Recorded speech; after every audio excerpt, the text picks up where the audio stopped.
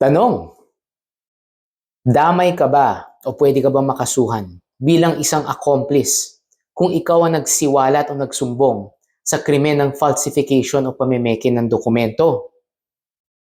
Ang sagot, depende kung may ginawa ka. Bakit depende?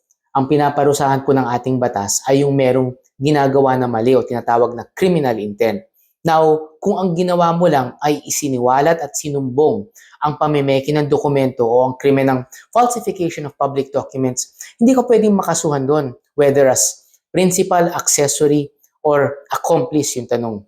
Pero yun nga lang, kung meron kang ginawa na partisipasyon na kahit hindi kumpleto or hindi malaki, nakatulong pa rin para magawa yung krimen ng falsification o pamimeke, pwede kang makasuhan maski na ikaw yung nagsumbong. So, ang alalahanin lang natin dyan, kung wala kang ginawang masama, kung wala kang intensyon na gawing mali, ay hindi ka makakasuhan kahit na ikaw yung magsisiwalat o magsusumbong ng isang krimen tulad ng falsification of public documents.